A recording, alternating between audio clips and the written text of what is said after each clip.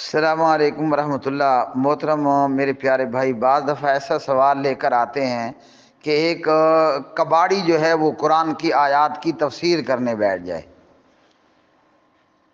تو پھر اس پر جواب دینا جو ہے وہ بہت بھاری اور مشکل گزرتا ہے۔ یعنی اس بندے کا کوئی اعتبار ہی نہیں ہے، کوئی اس کا علمی لیول ہی نہیں ہے۔ یہ کتاب قرآن مجید نبی پاک علیہ السلام پر نازل ہوئی تھی یا اس کالی پگڑی والے رافضی پر اور سفید پگڑی والے جہلمی پر ملا جلا گندا پرانا اچار، جس کے اندر رافضیت بھی ہے، جس کے اندر مرزائیت بھی ہے، اور بھی بہت کچھ شامل ہے۔ قرآن کی وہ تفسیر معتبر ہوگی جو نبی پاک علیہ السلام نے کی۔ یا تو قرآن رافضیوں پر نازل ہوا یا جہلم میں نازل ہوا تھا، پھر تو ہم ان تینوں یا دونوں بدبختوں کی بات کو مان لیں۔ ثم اتموا الصیام الی اللیل کا مطلب ہے غروب آفتاب۔ نبی پاک علیہ الصلوۃ والسلام نے نماز مغرب سے پہلے روزہ افطار کیا۔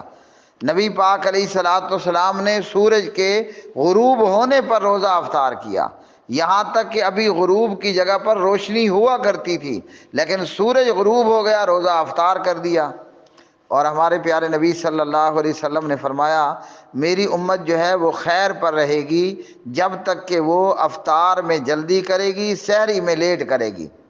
یعنی جیسے ہی سورج غروب ہوا تو یہ روزہ افطار کر لیں گے، اور جیسے ہی صبح صادق کے قریب جا کر، طلوع فجر کے قریب جا کر یہ سحری کھائیں گے، آخر وقت میں سحری کھانے والے ہوں گے۔ اور پیارے نبی صلی اللہ علیہ وسلم سے حضرت ابو ہریرہ رضی اللہ عنہ روایت کرتے ہیں۔ کہاں پر کرتے ہیں؟ سنن نبی داؤد کتاب الصیام میں باب ہے افطاری جلدی کرنے کا بیان، حدیث نمبر 2353۔ پیارے نبی صلی اللہ علیہ وسلم نے فرمایا، دین اس وقت تک غالب رہے گا جب تک لوگ افطار کرنے میں جلدی کرتے رہیں گے، کیونکہ یہود و نصارہ دیر سے افطار کرتے ہیں۔ شیعہ اور رافضی لوگ یہودیوں کی کاپی ہے، ٹھیک ہو گیا۔ اور مرزا جیلمی آپ کو بتا دیا کہ سٹور میں پڑا ہوا گندا پرانا اچار ہے۔ اب اچار کے اندر آپ کو پتہ ہے مولی بھی ہے، گاجر بھی ہے، شلغم بھی ہے، پتہ نہیں کیا مرچیں بھی ہیں، بہت آلو بھی ہوتے ہیں، ہاں جی، رنگا رنگ کی چیزیں اس میں شامل ہوتی ہیں۔ تو اس کے اندر مرزائیت بھی ہے، رافضیت بھی ہے، شیعیت بھی ہے، اور دہریت بھی ہے۔ تو یہ جو ہے وہ یہودیوں کی راہ پر ہیں۔ پیارے نبی علیہ السلام نے فرمایا، یہودی اور عیسائی یہ دیر سے روزہ افطار کرتے ہیں، تو قرآن نے حکم دیا ثم اتموا الصیام الی اللیل۔ رات کا مطلب ہے کہ جب سورج غروب ہو جائے آپ روزہ افطار کرو۔ یہی پیارے نبی علیہ السلام نے کیا۔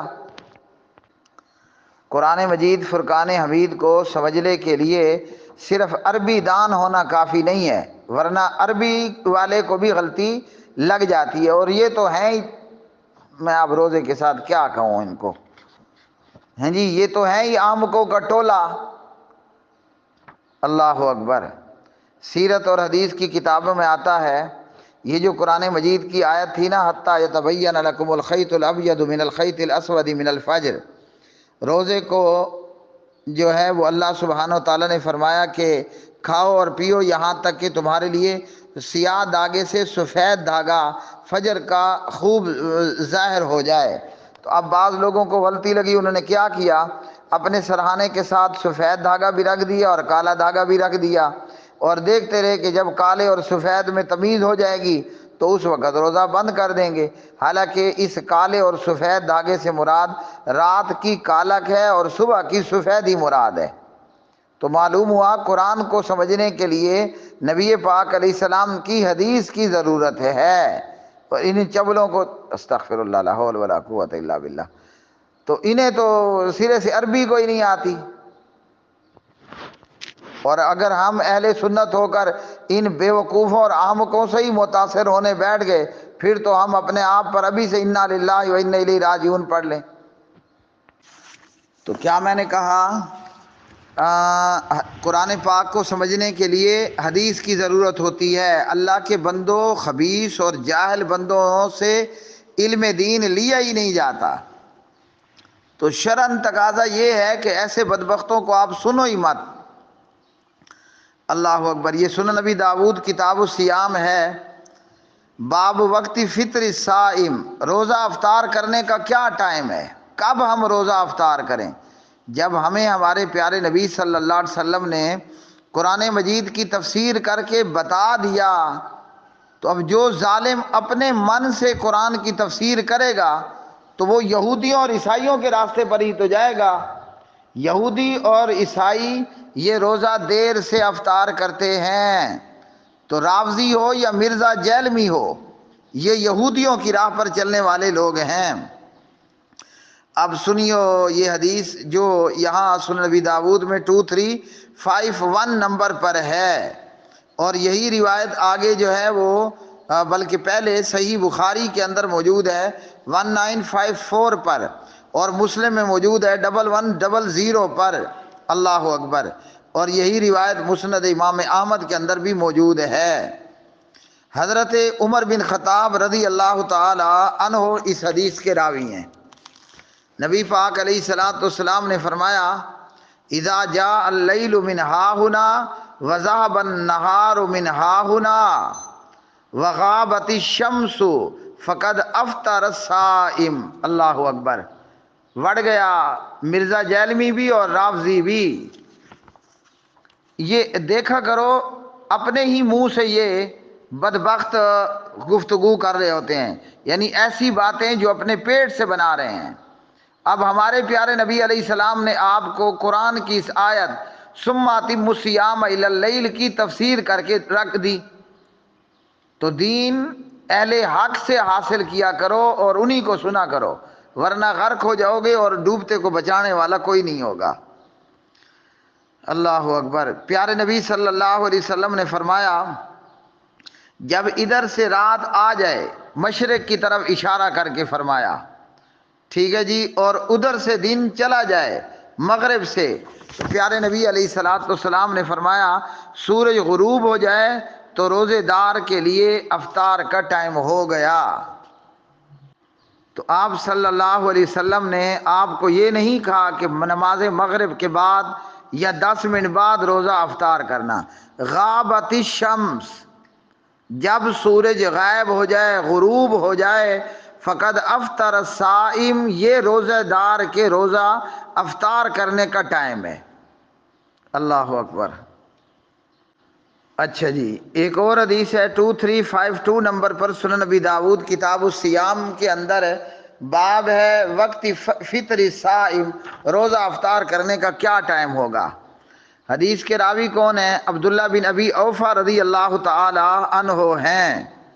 عبداللہ بن ابی اوفا رضی اللہ عنہ ہیں، اور یہ روایت بھی صحیح بخاری کتاب الصوم میں حدیث نمبر 1955 پر، مسلم کتاب الصیام کے اندر 1101 نمبر پر موجود ہے۔ عبداللہ بن ابی اوفا کہتے ہیں، سرنا مع رسول اللہ صلی اللہ علیہ وسلم وہو صائم فلما غربت الشمس، ایک سفر میں ہم نبی پاک علیہ الصلوۃ والسلام کے ساتھ تھے، تو آپ صلی اللہ علیہ وسلم روزے کی حالت میں تھے۔ فرمایا کہ جب سورج غروب ہو گیا تو آپ نے بلال سے کہا کہ بلال ہمارے لیے ستو گھولو، میری افطاری کا بندوبست کر کے میرے پاس لے کر آؤ۔ تو جواب میں حضرت بلال کیا کہتے ہیں؟ بلال کہتے ہیں، یا رسول اللہ صلی اللہ علیہ وسلم لو امسیتا، ذرا آپ شام اور ہونے دیں، اور تھوڑی دیر ہونے دیں، پھر آپ روزہ افطار کریں۔ آپ نے فرمایا میرے لیے ستو گھول کر کے لے آؤ، افطاری کا سامان لے کر آؤ۔ بلال نے آپ کو کیا جواب دیا؟ بلال کہتے ہیں، یا رسول اللہ صلی اللہ علیہ وسلم ان علیک نہارا، اے اللہ کے رسول ابھی تو دن ہے، یعنی ابھی تو کافی روشنی ہے، آپ ابھی روزہ کھولنے لگے ہو۔ پیارے نبی علیہ السلام نے فرمایا، بلال ہمارے لیے ستو گھول کر کے لے آؤ، افطاری کر کے افطاری کا سامان لے آؤ۔ اس کے بعد جو ہے وہ بلال جو ہے وہ ستو گھول کر افطاری نبی پاک علیہ الصلوۃ والسلام کے پاس لے آئے، اور آپ نے روزہ افطار کر لیا۔ روزہ افطار کر کے نبی محترم جناب محمد الرسول اللہ صلی اللہ علیہ وسلم نے فرمایا، اذا رأیتم اللیل قد اقبل من ہاہنا فقد افطر الصائم واشار باصبعہ قبل المشرق۔ پیارے نبی صلی اللہ علیہ وسلم نے فرمایا جب دیکھو کہ ادھر سے رات ہو گئی ہے تو بلا شبہ روزے دار کے لیے روزہ کھولنے کا وقت ہو گیا۔ جیسے ہی رات کا اندھیرا چھا جائے، سورج غروب ہو جائے، بھلے چاہے روشنی کتنی ہی کیوں نہ ہو، تو روزہ افطار کر دینا چاہیے، یہی افطاری کا وقت ہے۔ اب حضرت بلال رضی اللہ تعالی عنہ نے سارے شکوک و شبہات کو ختم کر کے رکھ دیا، اور اسی طرح پیارے نبی علیہ الصلوۃ والسلام نے روزہ جلد افطار کرنے کے حوالے سے فرمایا لأن اليہود والنصارى یؤخرون، روزہ اس لیے بھی جلدی افطار کرنا ہے کہ یہودی اور عیسائی روزہ لیٹ افطار کرتے ہیں، دیر سے روزہ کھولتے ہیں۔ تو یہ کالی پگڑی والا کس کے راستے پر ہوا؟ یہودیوں کے راستے پر۔ اور یہ اپنا جہلم کا، ہاں جی، یہ بدبخت اور گمراہ، یہ کس کے راستے پر ہوا؟ یہودیوں کے راستے پر ہوا۔ اچھا جی، اسی طرح جو ہے وہ حدیث ہے ان ابی عطیہ قال دخلت علی عائشہ انا ومسروق، یہ کہتے ہیں ام عطیہ مالک بن عامر کہ میں اور مسروق جناب حضرت ام المومنین عائشہ رضی اللہ تعالی عنہا کی خدمت میں حاضر ہوئے، اور آ کر کہنے لگے کہ کچھ لوگ ایسے ہیں صحابہ کرام میں سے، وہ افطاری بھی جلدی کرتے ہیں اور نماز بھی جلدی پڑھ لیتے ہیں، یعنی نماز مغرب۔ تو جماجی سید عائشہ رضی اللہ تعالی عنہا نے پوچھا کون ہے جو افطاری جلدی کرتا ہے اور نماز جلدی پڑھ لیتا ہے؟ قلنا عبداللہ، ہم نے کہا کہ وہ عبداللہ بن مسعود رضی اللہ تعالی عنہ ہیں۔ قالت کذالک کان یصنع رسول اللہ صلی اللہ علیہ وسلم، اللہ کے رسول بھی افطاری جلدی کرتے تھے اور نماز جلدی پڑھا کرتے تھے۔ تو میرے بھائیوں، نبی پاک علیہ السلام کا طریقہ یہ ہے، قرآن کا حکم یہ ہے۔ یہ وہ ظالم ہے کہ آپ کھوتی ریڑھی والے، گدا ریڑھی والے، پنچر لگانے والے کے سامنے بیٹھ جائیں اور وہ آپ کو قرآن کی تفسیر کر کر کے بتا رہا ہو، بتاؤ بیڑا غرق ہوگا یا بیڑا پار ہوگا؟